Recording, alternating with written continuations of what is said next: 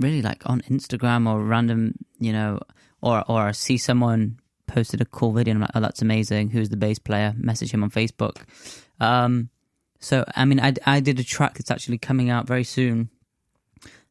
I'm just going to try to remember all of these facts properly, but the cellos or string section was done in Israel. The percussion was recorded in LA.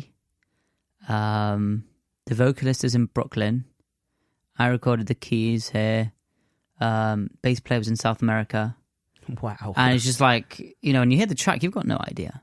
Yeah. I think unless you're recording jazz or something where obviously everyone's feeding off each other in real time, so it's great because first of all, it just gives you option to, incredible musicians, really affordable prices. Yeah, basically nowadays everything is so accessible. Yeah. And it's just amazing. I've hired pedal steel over the internet. There you go. Sound better. It was amazing. Yeah. I think a lot of music producers are afraid to hire outside musicians for things that are out of their wheelhouse. Right. Which I think is a mistake.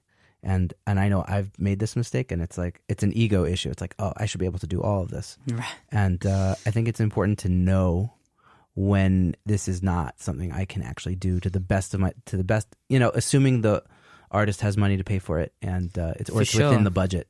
I think also, you can really, it allows you to really, if what you need is someone who plays country style fiddle, there's no point trying to find your local violinist who you think may be able to pull it off when you can just go and literally find someone who that is their speciality and, will send you the files within 2 days. So, yeah, totally.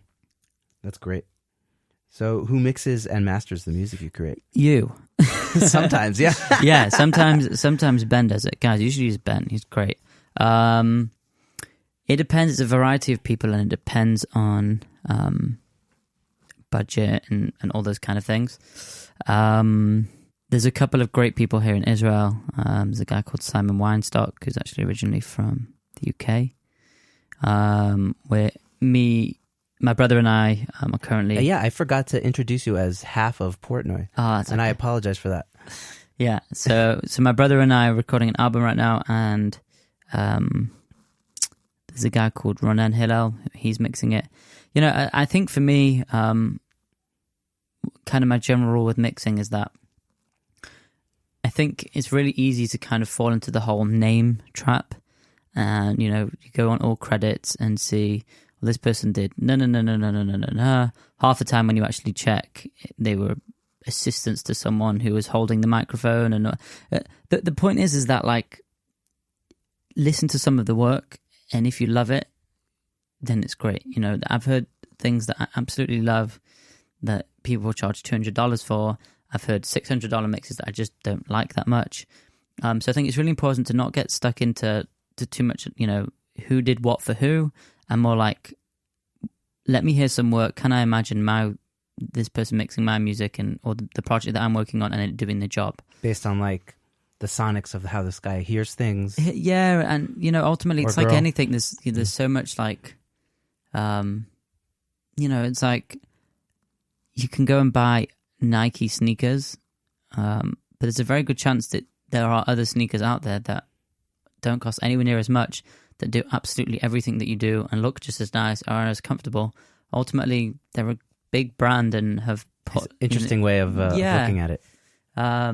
Again, obviously, like someone who's been mixing for 30 years, will probably get you a better result than someone who's been mixing for 2 years. Mm-hmm. But all I'm saying with that kind of thing is don't necessarily think about price or what's the word? Recognition. Like, he worked with this guy and he worked with this guy, Yeah. In every field out there, everywhere in the world, there are people who are absolutely brilliant at what they do. And just, whether it's due to luck or whatever it is, they never worked with the big names of their industry, but it doesn't mean they're not great. So yeah. People in the trenches. Yeah. The real people. Awesome. And mastering? Again, it comes down to budget. A lot of the people I mix with, including you, offer, kind of mastering included. Then there's the whole argument about whether or not should you do it separately or not, which we won't get into now because you can go on forever. And And then, I mean, I like to use Chris Graham. Yeah. We mentioned the podcast before. I think he's great at what he does, and just the whole kind of customer service thing is, he's got that down. Yeah, I'll just tell a quick Chris Graham story, because my cousin got married in Columbus, Ohio, where he lives, and I reached out to him because he mentioned on the podcast, hey, if you're willing to buy me lunch, I'll probably meet you. So I sent him, hey, I can meet you for breakfast. Would you be down? Or like, I didn't say it like that. I said, hey, I would love to meet you. Can I buy you breakfast? And he said, if you could do it at this place, then I can do it. And I met him there, and it was great. Oh, that's awesome. So it was just like great schmooze. A lot of shared musical interest, which was fun. So yeah, Chris has mastered a bunch of things for me. But yeah, again, that's another thing that's completely changing, just the way that's done. Like, it's very rare that you would go to a studio and sit there and be there. It's like, send it to get as long as you trust the people you're working with. For sure.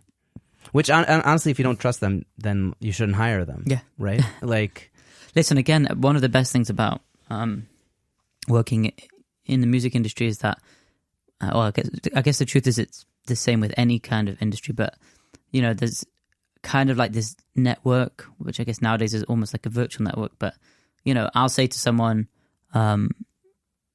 which mastering engineers do you recommend? And then I'll ask a few people the same question, see which names come up a few times, then check out their work, and then so it's like you're never really walking into it alone. Even I'm not even talking about going on the website and reading testimonial. Like, even that, like, nothing will give you confidence more than someone that you personally know who has used a service. Absolutely, amazing. Any other thoughts you have about music production before we wrap up?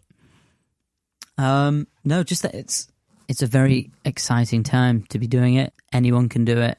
You can do it on an iPad. You can do it on your phone. The what do they say? It's called the barrier to entry. No, the barrier to entry. The barrier to entry is it's there for anyone to come on in. It's never been easier. Like, it still blows my mind that when you buy a Mac, and GarageBand is on it, what you can do with that. Think about... That's how I got started. I always go back to the same thing. Like, think about the Beatles and what they had available to them and how much that cost then, and now what comes with your computer. It's insane. So basically do it. I think music production is very scary to people when they don't really know what's involved. But when you break it down to something as simple as, like, just open one of these free programs and throw in some loops and record yourself and try out some effects and, see what works. It's free. Yeah.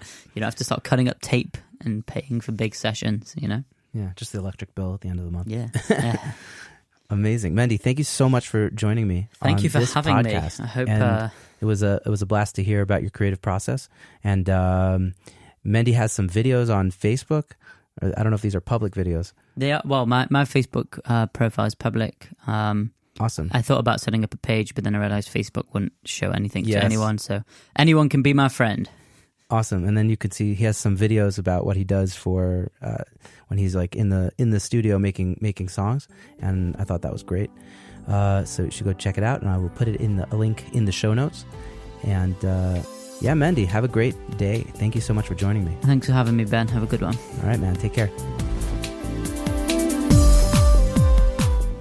Well, there you have it, everybody. This has been the first interview on Secret Sonics. Thank you so much for sticking around up until this point. If you've listened this far, I really appreciate you taking the time to do so, and I hope you enjoyed, and I hope it was helpful to you. Stick around. There'll be more episodes in the future. I'm planning on releasing an episode weekly, so you can just follow along on your regular podcast listening application. And you can find show notes to this episode by hopefully hovering over it or something. And if you go to iTunes and leave us a review, that would be incredible, and we'd appreciate that very much so. You can also follow us on social media, Secret Sonics on Facebook and on Instagram. Come and check it out. You can also find out more about the podcast at secretsonics.co, which is our official website. Yeah, I hope you can tell your friends about it if you enjoyed it, and spread the word. This is Secret Sonics. Until next time, have a great day, everybody.